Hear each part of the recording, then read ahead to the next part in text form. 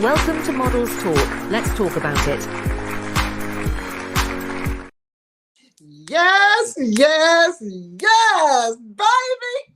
Look who is in my house. It is the one and only fantabulous Dejavu Williams. Yes, Hey. darling. Hey, how are you? I am absolutely fabulous. I feel good. Life is good. And I'm excited to be here tonight. I'm excited to have you. You have been cruising all summer. You have been doing all kinds of red carpets. What haven't you done this summer, Dejavu? What haven't I done? I haven't got my TV show yet. Oh, well, that's coming. We all know that's coming. Yes. I mean, I've been really blessed to travel, with my family, doing cruises and stuff like that.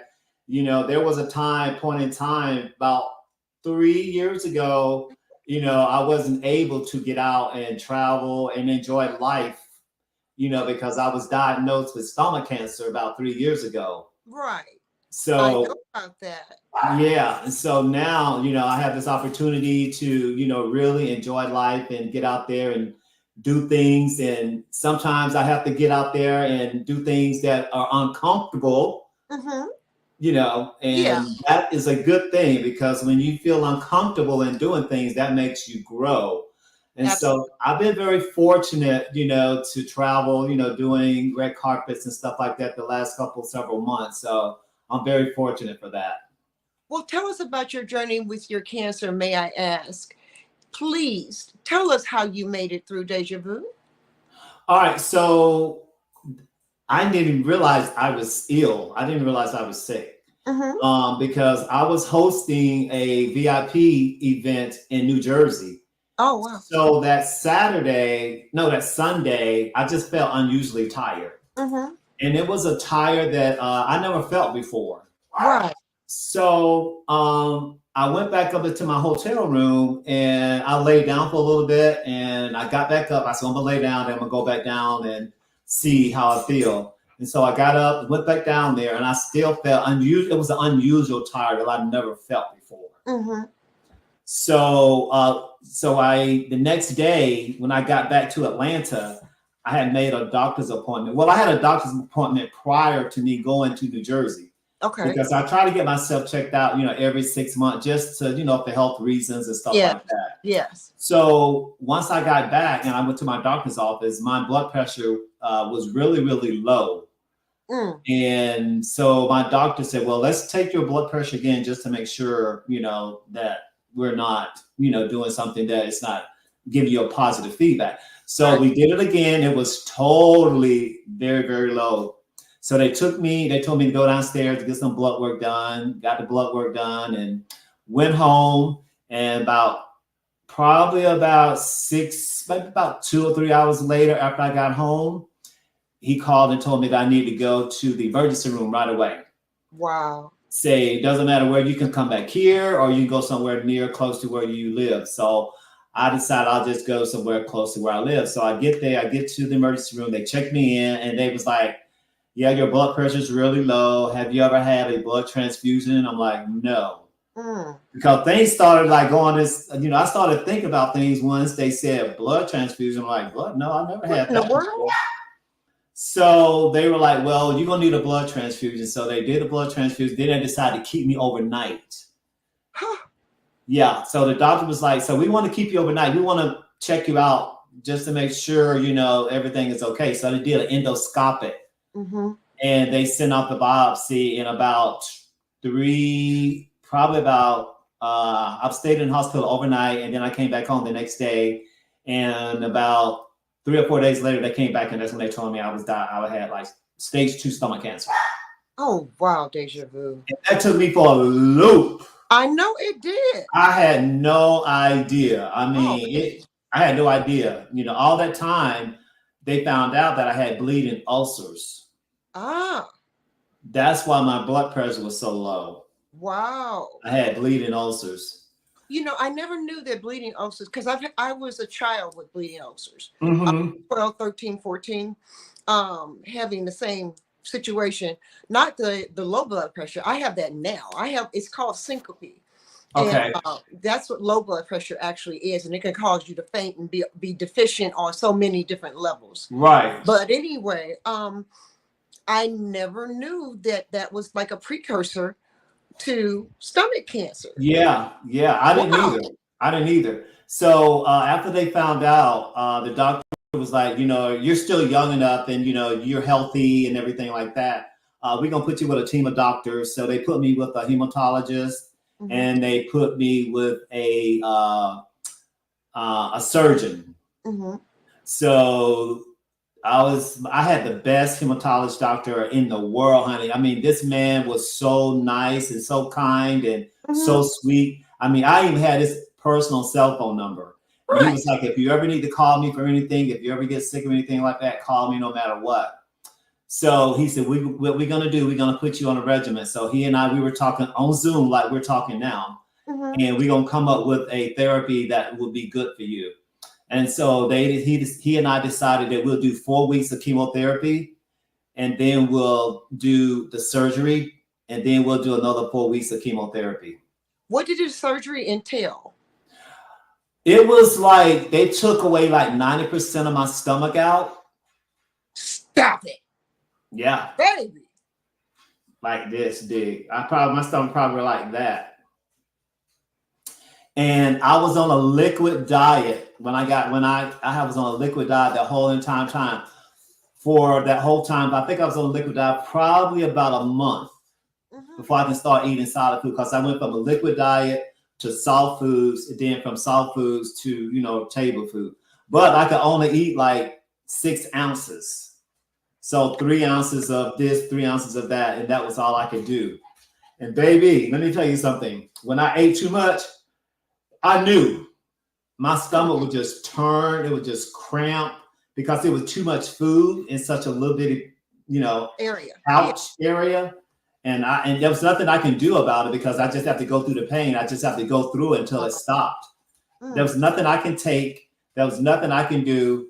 And it was horrible. And the chemotherapy, let me tell you, if you've never been through chemo, you will never know what it's like. It kills everything in your body, all your cells, your good cells, everything. It destroys everything. I know they're utilizing chemo right now on lupus patients as well, because our autoimmune is shut down. Uh-huh. And the T cell counts are so far off. Right. And so, and our white cell counts, multiply too fast. Yeah. So basically with lupus, your body's feeding on itself. Mm-hmm. And so they're utilizing it now. I've heard of recent, more often than not, to slow down the white cell count. And like you said, it kills everything, Right. But baby, you got I guess a tangerine size. Oh, baby, she's a grapefruit now, honey. She's back to normal. She's a grapefruit now. I ain't scared of you, baby. Say, I got to eat. Oh, baby, it was so funny that my stomach, it came back to its normal size. It was just like that small for a little bit, but they say your stomach goes back to its normal size. But now I can eat, normal. I can eat a whole T-bone steak if I want to, with some mashed potatoes and some broccoli. Right. You're in food heaven. Are you a foodie? Oh my God. Girl, you have no idea. I love to eat. Oh, wow. That's love fabulous. To eat. But you stay so trim. You in the gym, you bike? Well, I work out. I go to the gym. I get my exercise in. I do like to run. I ran the Peachtree Road Race this past July. All right. Which was a 10K. It was 6.5 miles, I think, something like that. And me and my husband, we just did the AIDS walk last weekend, and that was about a 3.1 mile. So I run in the gym, and I run in that neighborhood and stuff like that. I'm not a professional runner, mind you. Now I'm not that. That's all right. But I do like to get out, and run. And, I rode my bicycle, this summer out in the park and stuff like that. So I try to stay a little bit healthy, because it's important. And you're doing Dejavu. Thank you. You're welcome. There are days you need to be like, oh my God, do I really want to get out there? Do I want to go to the gym? But I get myself out there and I go. And once you get there, you're good. Mm-hmm. Sometimes it's just hard getting there sometimes. But yes, once you're there, you're fine. Yes, it is. I stayed in the gym the whole year this past year. Oh, Uh-huh. over a year. And with a personal trainer, his name was Derek Lately. Okay. And you probably know Derek if you saw Derek. He has dreads. Yeah, that's him. I know Derek. Yeah. I've worked with him before. Trainer. He's a trainer. Yeah. He's good people, honey, and he put it on me. He put it on me. I was toning up and everything for a year, dropping weight, and losing inches and things like that. And it was wonderful, you know. But once I stopped training with Derek, I stepped out of the gym. Now it's hard for me to really want to, because I love going 3 days a week. And so now it's really hard for me to step back in the gym, but I know I need to go. It is hard. It is hard. It's, you know, I tell people it's a lifestyle. Yeah. It's a lifestyle. It's hard to stay in there. It really is. And I get it. Because there might be a week or two, honey. I ain't seen no gym. I'll just be frank. I'll be honest, child. I'm like, okay, I ain't seen the gym in 2 weeks. Okay, I'm gonna go this time, you know. Well, you know, but the hardest thing, the hardest thing is just getting in there. But once you're in there, you're good. Exactly. You know, if I can get up, get in the car and start driving, I'm good. Yeah. You know, I have a purpose now. I know where I'm going. I know what I'm getting ready to do. And once I get hit the parking lot, okay, girl, you know what you got to do. Go put that hour in, you know? Yeah. Either I walk, you know, for an hour, or I'll walk for 15 minutes and then go get on the weights and the machines and things like that and utilize what Derek has taught me over this last year. Yes. You know? So it's a process. Let's just call it that, a process. Yeah. And you know, you can even just walk around your neighborhood. You can walk around the block or something. That's boring to me. Put you some music on, honey, and you know, do your little walk. Do your strut, you know, like you're on the runway, walk, child. You know. Don't make me go out there and walk in my stilettos while I'm going for a walk. Baby. Practice, darling. Okay. practice. Okay. Look. Yes, darling. Let's get into it. What do you think is going on in the Atlanta fashion market? Well, you know, I've been going to a couple of events here in Atlanta, and they're really trying to bring the fashion scene to a more of a higher level. You know, because I went to an event called FACE, and FACE stands for Fashion, Arts, Culture, Education. Wow. And so they do a big fashion scene here with a lot of big wheelers here. Like the last one they just did, CeeLo Green was he was the, what do you call the person that gets the award? That person. Yeah, him. Yeah. And there were a lot award nominee and he got right. And there was a lot of high-end fashion designers that was at the event, a lot of fashion influencers. You know, a lot of people that are, you know, known in the industry that are really, you know, movers and shakers. Wow. And so they're really trying to change, you know, because Atlanta has the music industry, they have film and television, you know, and so now they're trying to make fashion like it is in New York. But Atlanta is on its way, but I think it still has, you know, a good ways to go because there are a lot of brands out there like Atlanta Fashion Week. You know, I just mentioned FACE, and, you know, several others. But the industry itself, I mean, it's going to take a while because, you know, when you talk about New York and when you talk about LA, you know, you have like certain people that at these events that really you may have buyers there. You might have influencers, you know, and you might have, you know, people that are owning their own boutiques, you know, that are looking for the next trend or whatever, you know, because Atlanta, it can be done, but it just has to be done in a way, not just having a fashion show. You know what I mean? Well, I've been promoting the idea and throwing it out into the atmosphere for whoever decides to pick up the mantle and run. We need a consortium. I think that we need to bring the producers, the directors, the fashion houses, the designers, the models, all into one room and have a sit down and start talking about putting a real calendar together so that each one can eat. Yeah. You know, everybody can eat in Atlanta. It doesn't Right. have to be a select few all the time. Yeah. Where models could actually make some money and be paid. How about, you know, where models are actually looked after, you know, Right. instead of utilized for their talent, for what they bring to the table, and not represent in any way, form, factor, fiction. Because when I'm on the runway, I represent you. I don't represent me as my brand. Uh-huh. You know? So I see it a little different from my side and perspective. You know, I don't see anybody coming together as a cooperative to work together hand in hand to make it that fashion the Southern fashion entity that it can be. If you want it to be the Southern fashion capital, let's just do it. But you got to talk. Yeah, you got to talk, and sometimes you have to.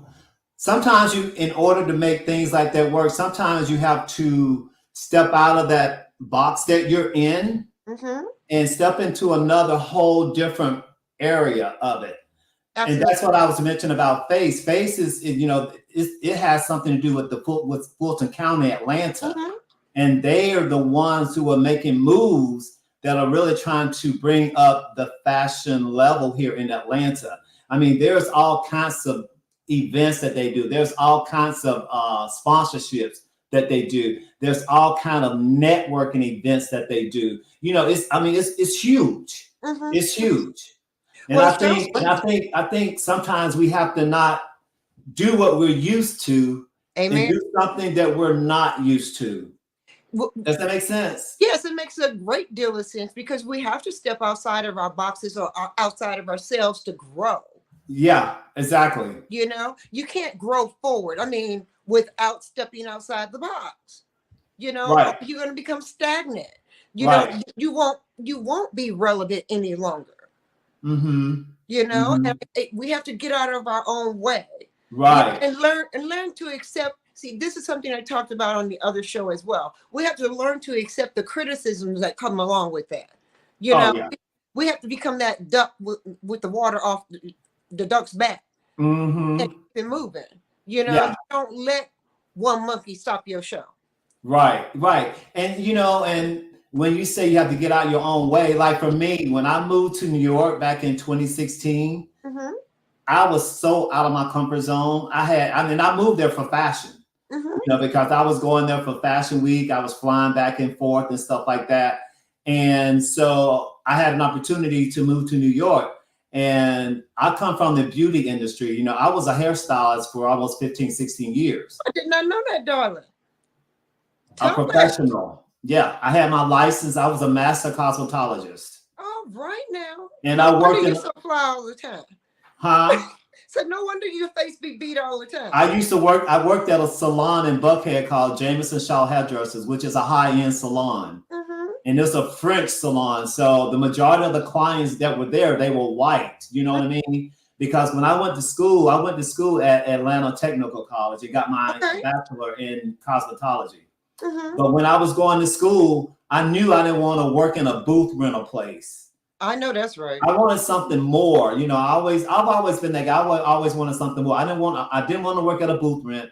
I wanted somewhere I wanted to work where I can still have continuing education because beauty school can only take you so far. Right. You know. And so when I was going to beauty school, I was wearing my little white smock and I was wearing a tie with it and everything. You know, I was setting the goal, the type of salon I wanted to work at. And so, I would wear my little white smock and a tie and everything. And I graduated and I went to 3 salons. And one of them, the salon, they didn't have application. There was application on, you know, during that time. But the other salon I went there, they had an application. It was in Buckhead. And I filled out the application and I knew someone that worked there because during the time, knew someone else that worked there, and they told me to go in and, you know, try to get a job there. Because sometimes it's not who you know, it's not what you know, it's who you know. That works in the fashion industry as well. Yes. So I got, you know, I went there and they interviewed me, and she was like, you know, you're gonna have to apprentice for like a year and a half. Mm-hmm. And I was still gonna be making money. I just wasn't gonna be having my own clients. Exactly. Okay. But if the salon that I worked at was a French salon, so they taught French cutting, which is totally different what I learned in school. I learned British, you know, it was a whole total different thing. So when I went to their salon, I had to learn how to blow out white women's hair. Okay. You know, I'm like, I never blew out, never held a blow dryer in my life. Never. What? Anyway, so I started working at the salon. I started apprenticing. I did apprentices under the owner of the salon. That's about. I went there to see her today. It's so funny we're talking about her. But anyway, I started working there. And I worked under the owner of the salon, who, you know, she had like a team of 6 people. That's how busy she were. And I started out just doing shampoos. That's all I was doing: shampoos, sweeping up the floor, cleaning off her station, and everything like that. And so, and then I started to learn their techniques, you know, how to cut hair and how to blow dry and how to color. And so once I did my year and a half apprentice, I started getting my own clients. I had to give away some stuff. In order to build my clientele, I had to give away free haircuts, you know, to people, because they had what they call like models come in, you cut the model hair and they would get free haircuts. So I had to give away haircuts in order to build up a clientele. Understand? Okay, you do what you got to do. You got to do what you got to do in this world, honey, in order to get what you want. Yeah. But it all worked out for me. I started working there, and I started getting my clients. I was giving out free haircuts to people, child, doing this, doing that, giving out free stuff. And all of a sudden, I was building up a clientele, and I ended up working there for over 15, 16 years. Wow. Fabulous, Dejavu. Yeah. 15, 16, and I still have my license, and I still do clients. After I still go, I have a few clients that go to their house and do their hair. So that's fabulous, baby. Yeah. So, you know, sometimes you have to, you know, give away a little something to get a little something. And then I said, you know what? Your own way. Yeah, I had to get out my own way. And so during the time I was trying to do a talk show. Remember the time I interviewed you? Yes, I do. We had a great time. Yeah, So I was trying to do a talk show during that time. And so I wanted to go to New York and sit in on the talk shows in New York, because they don't have talk shows here in Atlanta where you can kind of like sit in the audience and, you know, see how everything runs. I just wanted to do that. And lucky I had a buddy of mine that lived in New York, and I pitched him my idea about me coming to New York because I was trying to do Fashion Week and all that at the same time. Okay. So I quit my job of 15 years, 16 years as a hairstylist. You quit? Oh boy. Oh, quit my job. Faith, baby. Walk on faith. And moved to New York City, baby. Moved to New York City and did not have a job. I thought I was going to have a job because the guy that cuts my hair here in Atlanta, he knew someone in New York. And I said, well, I know how to wait tables because I didn't want to be a hairdresser because you have to build up a clientele. I needed fast money, honey. So I moved to New York, and it didn't work out like I thought it was. My money was going out the window, and you know, and I was trying to find a job, and I was like, oh my God, what did I do? You know what I mean? I'm like, I gave up my career for 15, 16 years with the study clientele as a hairstylist, doing very well. And now here I am in New York City, and I don't have a job. Well, obviously something wonderful happened. Oh yeah. Okay. You know what? I got out my comfort zone. I was so out of my comfort zone. When I moved to New York, honey, it was scary. I'm not lying. It was so scary. What was scary about it? What did you feel that made you afraid? Okay, so when I lived here in Atlanta, I had everything I needed. You know, I had a roof over my head. I had a car. I had a job. You know, I wasn't lacking for anything. But once I moved to New York, all that changed. I didn't have that security.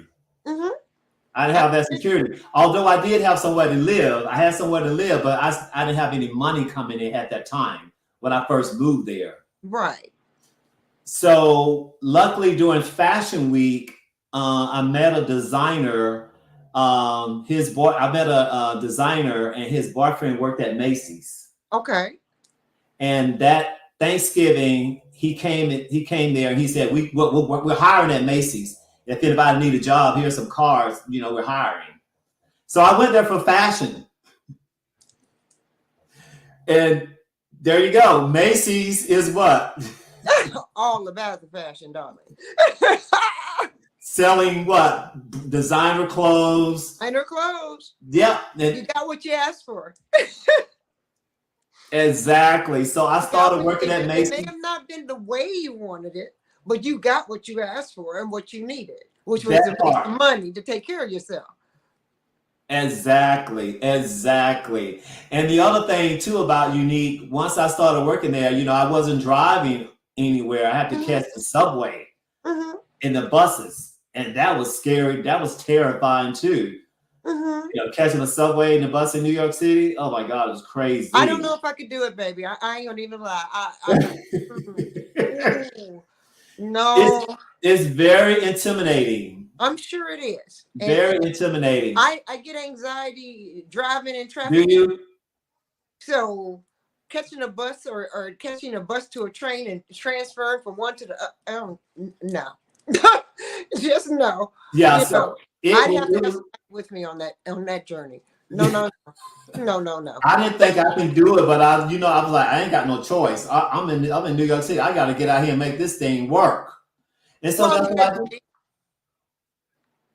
And that's what I did. I started catching the train and get back and forth, walking in the snow and getting lost in the city, and just doing all kinds of just making things work. But I gave myself a year to live there because I wasn't going to live there forever. I was going to come back to Atlanta. Home is where home is here. But I gave myself a year and a half to do the things I need to do because my then fiance was still here. So I had to come back home to him, Baby. So, but you know what? When I did so many things happened for me in New York when I was like out of my comfort zone. Everything just started happening for me. I went there because I used to watch these TV shows called Live with Kelly and Ryan. Oh, yeah. And the other one. Yep. You sure? And so I used to watch on TV. I'm like, oh my God, I would love to go there and watch and see what happens and, be in the audience and stuff like that. And so I went there to their talk shows and I wanted to be a trivia dancer. So I went out there and got on the show and started, and I was standing in line with these people. I had no idea who they were. Oh, well. I'm like, so what do they do inside? How do you become a trivia dancer? That's what I was asking. And they said, well, when you go inside the studio, you sit in there, you sit down, and the producer will come out and say, if anybody, all those who want to be a trivia dancer, you come down to the stage, come down to the studio. And so it's like me and about 9 other people, we have to compete and dance against each other. Stop it. Yeah. And then they have the studio audience to pick the person who they think did the best. Baby, I was like, I got to stand out. I don't know what I'm going to be doing, but I got to stand out. You did your thing. Oh, baby, I did my thing. I was dancing all over the place and everything. I was just doing some crazy stuff. And then at the end, so they went by each person here, like this person, that person. So they picked me, and so I was trivia dancer on the show. All right. Yes. 2 times, honey. Yes. Give me that 2 times. And then Unique, they called me back. And about 9 other people had been on the show before. And they were having a segment. It was a dance contest, and I was one of the lucky ones they called back. And they paid us $100 to do it. There you go. That's what we're talking about. That's what I'm talking about. But it's a little something. It's more than what you had. Oh, yeah, honey. Let me tell you something. I was very lucky and very fortunate that they called me back. They could have called. They've had so many people on that show have danced before me. Yes. Thousands. Yes. But I was one of the lucky ones that they called back. I just said the universe has put me in that right place at the right time. Absolutely. Doing something you love to do, because I know you love to dance. Yes, baby. Oh my God, I love to dance, honey. I love dancing. 54. Huh? You went to studio. Is it Studio 54 now? That's on Oh, you go dancing there. I've seen you on the show. Is it 54? Oh, you talking about Studio 5.0? 5.0. That's it. Yeah, Studio 5.0. Oh, yeah. Yes, I've seen you With on. Lynn, with LA. Yes. That's a You lot of can fun get down too. with get down, bro. That's a lot of fun too. I And my was thinking about doing that. huh? I was thinking about coming on. Yeah, come on. You will love it. I know. I've seen their 70s theme and how they doing the thing. I'm like, look at that. You will be perfect for it. Oh wow. Thank you. You will be perfect for it, Unique. You should definitely check into it. You would be perfect for it. You have so much fun. I heard it was a blast. I heard it was a really good time. It really is. And you know, Lynn, LA is so sweet. She's a very, very nice person. And she cares about all of her dancers. Wonderful. Wonderful. Well, you know, I'm getting ready to be 60 in a week. I'll be 60 in a week. Baby, that's the perfect number. I got you by 1 year. I can't wait. Yeah, you'll have fun doing it, baby. It's a lot of fun. And I like her idea about what she's doing. You know, and the other opportunity that came up for me was the Harry Connick Jr. show. Oh, yeah? And I went to his show. I went to his show. I was dressed, honey. I know you were. I forgot about that. I mean, I know you. I know you, fantabulous. Look at that's one of them. Look at you. Look at you. All the fabulousness. Yes, baby. Yes, honey. That's one of them. Cinch that waist, baby. Snatch. Okay, sucked in, boo. Snatch. But when I went to Harry Connick Jr. show, they sat me. They brought all us in the studio. They sat me in the front row. Oh yeah. Sat me in the front row.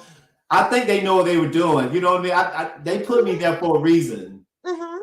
Because when Harry came out, he acknowledged me. He was like, "There's his best dressed man I've seen in the studio in a long time." Oh, and wow. he's like, and I'm looking around. I'm like, "Who is he talking about?" I'm like, "Who is he talking about? Who is he talking about?" He said, "Yeah, you." He said, "You come up here for a second." He's asking. No way. He was like, "What's your name?" I said, "Dejavu." He said, "Dejavu, I think we've seen each other before." Shook my hand. He's like, "You come dressed like this all the time?" I was like, "Only when I come to see you." All right now. And he was like, "Well, you look really nice, and I saw you sitting in a studio audience. I just want to acknowledge you, and I hope you enjoy the show." Child, later on, about 10 minutes within the show, the producers came up and asked me, did I want to judge a hamburger contest? Is that when I saw you eat the hamburger? That's when I saw you. I saw you. I watched you eat the hamburger. Yes, honey, the hamburger, honey. I ate a hamburger on live TV. It was a contest. I know. Yeah, it was a contest. And so I was like, yeah, I would love to do it. So they did that. So I'm like, well, you know, and after I did that, I used to go back and do behind the scenes interviews and stuff like that. And, you know, with the audience and stuff like that. So, but I say all of that. And what I was telling you is sometimes we have to get out and make ourselves uncomfortable in order to grow, like you said earlier. Yes, absolutely. Absolutely, Dejavu. And so I'm not saying, you know, it's okay to do things over and over. Sometimes try something different or go somewhere different. Child, I even like if I'm going to work or something, I drive a different way to work. Understand that. I get bored. I get bored doing the same thing over and over or going to the same thing over and over. That's just me. I get bored. That's just me. So I'm like that too. I get bored with situations, you know. Yeah. I get bored with different environments. Because we're creative. Well, we both are, darling. That's what I say. At the hip. We're creative. We are creative people, and so we need things that's going to excite us. Exactly. You know. Yep. Let me see. Dejavu. If you were to change something in the Atlanta market, what would be one of the first things that you changed for us? Well, I've been trying to like get fashion show producers to do behind the scenes with the models, with the makeup artists, you know, because I feel like that's where all the gravy is made. Mm-hmm. You know, give the models and give the makeup artists a platform where people can know who they are, and maybe somebody might want to book these people, hire these people for, you know, a makeup artist, or hire this model to do a runway show for them or something like that. Because I feel like not just here in Atlanta, it's just all in this industry, period. Right. You know, I don't think the models, you know, some of them are not getting paid. At least give the models a platform where they can be interviewed and people can find out more about them in depth and who they are and what they do. You know, because people, the internet is so amazing and it's such a huge platform, Mm-hmm. you know, and so I've always tried to like go behind the scenes and tell producer, hey, let me go behind the scenes and interview your models. Let me interview your designers. You know, let me interview your makeup artist. Let me interview your hairstylist, because that's what everything is created, is behind the scenes. Yes, absolutely. And what we do back there makes the magic on stage. You know what I'm saying? And it takes all of us to come together as one to make that one perfect moment, you know, for each designer when we're walking their garb, you know. And it also, if we had something like that on a continuous basis, someone like yourself that would come behind and do the behind the scenes, Mm-hmm. it would make us feel a little bit better because we're not getting paid. Right. You know, we're expected to advertise Right. the show. We're expected to promote the show, you know, and do quote unquote self promotions, you know, and I don't think that's always fair. You know, that's my opinion. Yeah. There are times when that should be the producer's job, and we should be able to come in and do our job as models and models. Right. You Because know, wear 2, 3 different hats. I don't even believe that models should sell tickets. That's me. And I'm old school, but that's just me. I don't believe models should have to sell tickets, especially if they're not getting paid or not getting a percentage of said ticket to be sold. Mm-hmm. You know, I think it makes it harder and more tedious for that model. I don't think it takes anything away from the producer. You know, but you want me to wear several different hats and we're not even getting a bottle of water. Well, I mean, you know, sometimes, you know, if the model's going to sell tickets, maybe if they, you know, if they're going to sell the tickets, maybe the producers can give them like a percentage of something for selling, you know, for selling the tickets, even if they're not going to pay them, you know, because some designers, you know, they might not pay the models, but they might give the models a couple of outfits or something like that, or, you know, give them something. You know, so it depends on who the model is working for. You know what I mean? Because it's work. It's work. It's work to do what we do. Yeah, it's work. Oh yeah, for sure. And a lot of people don't see the behind the scenes. They just see the pretty. Right. You know, and that's another reason that Models Talk is in existence and the platform exists, is to give the models a voice. The models, producers, directors, coordinators, fashion designers, whomever that in the industry are welcome to come on Models Talk and talk. Yeah. Let's talk about it, baby. Right. Let's talk about it. Once we talk about it, let's start putting some things into place to make some real change. Because things will not change if they're only talked about behind the scenes, in the back, between the models going over there to talk about this, that, and the third, or between a designer and a model, or between a producer and designers. You know, you're talking about it back here, but nothing's changing. Right. You know, that's why we exist. That's why my promoter, my friend Lewis Jones, my director, you know, that's why he came up with Models Talk. You know, I was chosen, you know, to be the spokespace for Models Talk. Right. And I feel truly blessed because I've been in the business a very long time. So I've seen some of everything and heard some of everything. You know, now it's the time, since we're seeing such a influx of senior models, women that are seasoned, women over 40, women over 50 and 60, doing a damn thing just as well as our 18s to 30s. Now, and do you think even better? Yeah. Do you think sometimes people, I mean, some of the models are out there because it's something they like doing and it's a hobby, or do you think they're doing it as a career? No, I think that we do have a lot of hobbyists. My husband has even called my career a high priced hobby because I'm not being paid my value, Mm-hmm. and it hurt my heart. I have no, bullshit you not. It hurt my heart, but then Mm-hmm. he knows I'm walking in my passion, and I'm going to keep walking in my passion, having the faith, guided by faith and not by sight, and making sure that I become the oldest Black female model in the history of the industry. That is my goal. That is And who I'm you, going to be. and I I love will that for make a you. difference in this industry one way or the other. I love that for There's you. many of them that think that of this as a hobby, which water down what we are actually trying to do. Mm-hmm. I think that social media has helped water down what we do, because just because you have a following, and I've said it and I'll say it again, and I stand by what I say, just because you have a following on Instagram, TikTok, uh, Twitter, or X, Facebook, does not Uh-huh. wait for you to be a model. There are niches for everybody. Right. Is a such thing as an Instagram model.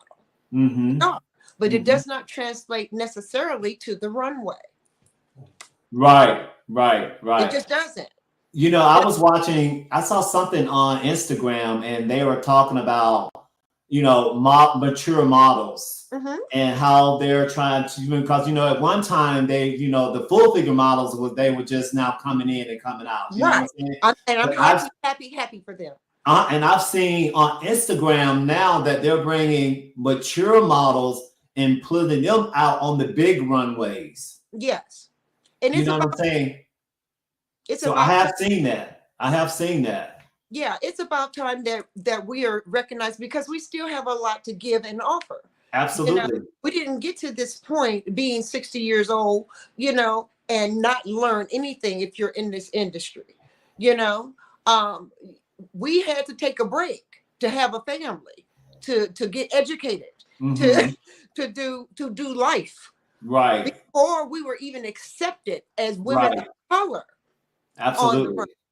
Because my Absolutely. idols were Beverly Johnson and Iman, and of course the fantabulous Grace Jones. Oh, You know, love her. love me some Grace. That's Many what you are giving me right now, honey. am I? Am I? Yes. Baby, thank Yes. you. She was known for a top hat. Thank you. I know. And her flat top, I loved it. Yes. But it's ironic that it's come full circle, and I am so ecstatic about the size changes that have come into the industry now, and the acceptance and inclusivity of our full figure sisters working it the hell out. You Mm-hmm. can't tell them nothing, Uh-huh. and I ain't mad at them. Do Mm-mm. it. It's about time. It's about time. Yeah. It's about Somebody had to make it happen. Yeah. thank you. Yeah. And I mean, I used to be a full figured model. I just so happened to lose 168 pounds. Now I'm a standard. Full figured models work before I do. I ain't mad. I know that's right. I know that's right. Support the girls, honey. Support them. I support all of them as much as I possibly can. I have them on the show. I go on their pages. I tell them, give them tidbits. If I think they're receptive, Uh-huh. I pray, please keep doing what they do. Yeah. You see them in commercials. You see us more in commercials now. You see more women of color, and you see bald sisters in commercials now. Oh my God. Yes. Okay. Yes. The baldy movement is real, people. Yes, it is. Yep, it sure is. It is real. It sure is. And we coming for it. So I fit in several categories. Period. But I love you, Dejavu. I love your energy. I love what you bring. Baby, when you on the red carpet, how do you decide to dress? You know what? What? It's like cooking. You're gonna laugh at me when I tell you how I do this. I Okay. have like a little ritual. So I'll lay out 3 outfits on the bed like a week or 2 prior to the event. Right. And so I'll lay them out and I'll let them simmer. And I'll look at them. I do. Okay. I look at it, I let them simmer like you cooking a stew. Mm-hmm. And I look at it and I was like, I don't know yet. Because Keith always like, Sam, if you're gonna lay out 3 different outfits, I'm like, yes, I am. So I lay them out and then I'll put them on like the day before and I'll walk around them in the house. Mm-hmm. And so whichever ones that feels good to me, that feels good on me, that's how I choose it. Is that the videos we get of you walking down the hallway looking at yourself and taping yourself? I don't. Maybe sometimes I do that. Sometimes I do that. You see, I be all over you. Yeah, I have done that now. I have done that before. Because a lot of times what I'll do, I'll videotape it with laying on the bed, and I'll say, and I'll do a little commentary on it saying which one I'm gonna wear or whatever. Mm-hmm. And then I'll put it on, and then I'll take a picture with it on, and then once the day of the show, I'll take it. Okay, this is what I decided to wear. But yeah, honey, it's a whole situation. Well, I do that with my church clothes. I ain't gonna even lie. I do it with my church clothes. Yeah, I have no idea until that day. I'll lay out 3 outfits, and I don't know which one I'm gonna wear until the day of. And I'm like, okay, this feels good. If it feels good, it looks good. Well, baby, you represent all the time. What is the most exciting moment you had on the red carpet, Dejavu? I think one of the most exciting moments I've had on the red carpet is when I first did that interview with Safari. Uh-huh. And I could not get my words out to save my life. I'm like, I don't know why I can't get my words out because I'm normally, on it like this right here. Mm-hmm. But he was like, oh, you good, dude. You good. Just keep going. Just keep doing your thing. That's the first time I ever really got tie-tongue is when I interviewed Safari one time. So were you a little starstruck? I don't know what, maybe, but he was so down to earth. He was so down to earth. He was just so cool and so laid back, and it could have been a little bit of starstruck. And I think the other one was when I interviewed Cynthia Bailey. Wow. Yeah, I interviewed her last year. Wow. And she's one of the sweetest people you ever want to know. She's so down to earth. She is like she was on the show. She's not like, like I'm too good for you. She doesn't carry that type of aura. Cool. She just like me and you. Like we having a conversation right now.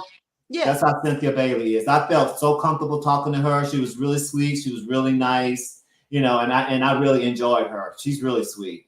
All right. During this presidential election year. Yes. Our girl, well, my girl, Kamala Harris. Yes. How would you style her? How would I style her? Baby. Baby. I would put her in blue because, blue is my favorite color. Mm-hmm. Royal? Of course, darling. Royal, darling, for a queen. Yes, baby. I would style her in a blue blazer. It's going to be kind of like, it would be fitted to her body because I want to show her figure. You know what I mean? Exactly. And her pants leg would be kind of like wide-legged pants. Mm-hmm. Yes. And it fitting down to her thighs and her curves and everything like that. And I would put her in like a 2-inch, maybe a 4-inch pump. Mm-hmm. Kind of a nude color pump. Okay. And her blouse would probably be maybe kind of like a off-white blouse. Yeah. Or something like that just to keep her very, elegant, polished, and professional. And of course, the hair would be woofed. Oh, yeah. I would give her some, honey, if she was going to like a ball, I'm not talking about for the president thing. I know she was going out to a fashion event, honey. I'm talking about that part. Of course. I would give her some big waves, hair, and stuff like that, honey, and just smooth and flowy. And oh, yeah. And if she was going to the presidential ball? Oh, now I would put her in a huge gown. Mm-hmm. Not just a sleek gown, honey. I'm talking about like a big, like ball gown. Oof, exactly. Mm-hmm. Like that. I'll put her Cinderella. in something like that. Form fitting, and it would definitely have to be. For some reason, I love blue on her. Mm-hmm. Blue Well, looks good on her skin tone. I love her to death, but them box jackets, although they're back in style, the oversized box jackets with the shoulder pad, it's on point. It is trending now.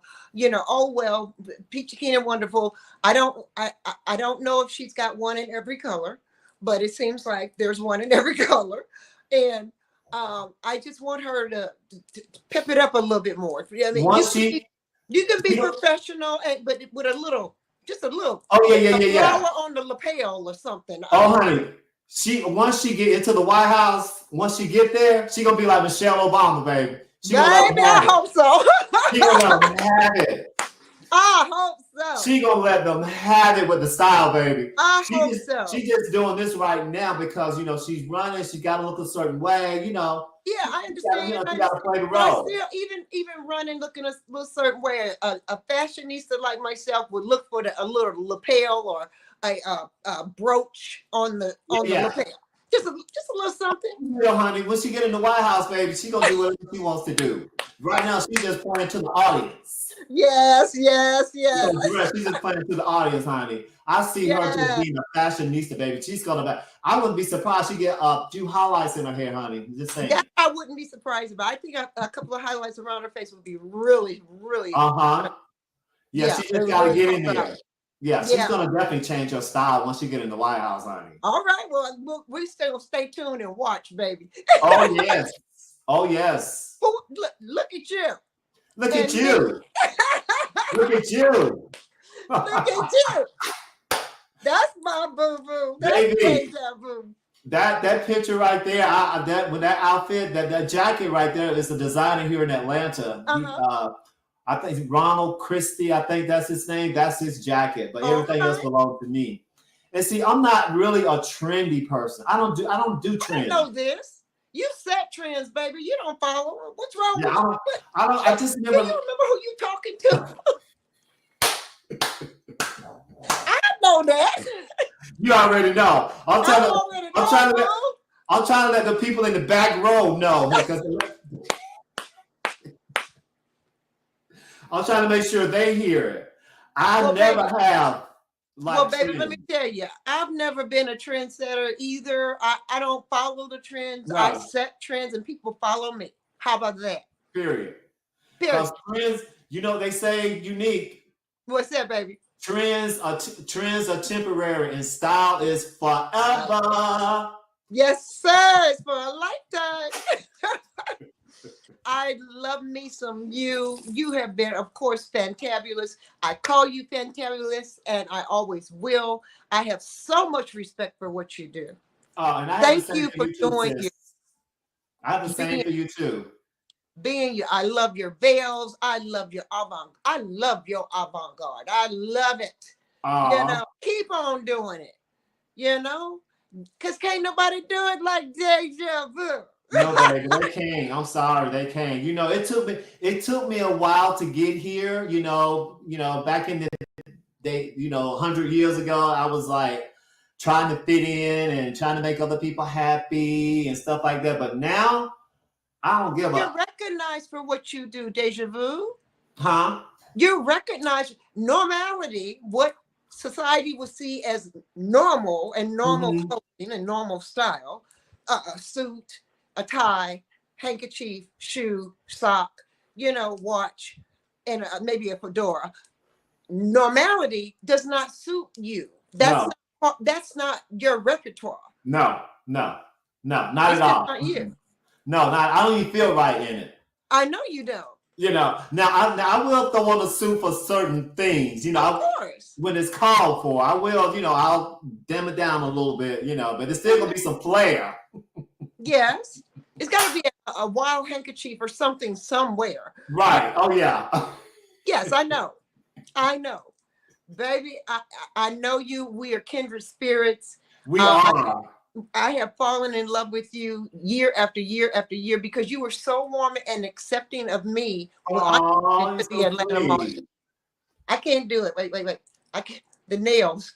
They nails. Okay, there we go. Yeah. Oh, there we go. There's the hearts right there. Yeah, I see it. I got you. You doing it. You doing it your way. I got you, baby. You got it. You Oh, got it. thank you. Thank You know, and you are amazing. You are amazing too. And I love your platform, what you're doing, you know, for the models here, you know, for the fashion industry here in Atlanta. I think it's a great idea what you're doing, you know, and I definitely support, you know, what you're doing. So you. if I can help you in any kind of way, you know, just let me know. But I will say this, you know, if I find out there's something going on that'll be worthy of your time, Aw, of your presence, aw.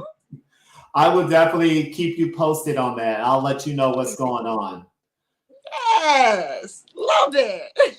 I got you, baby.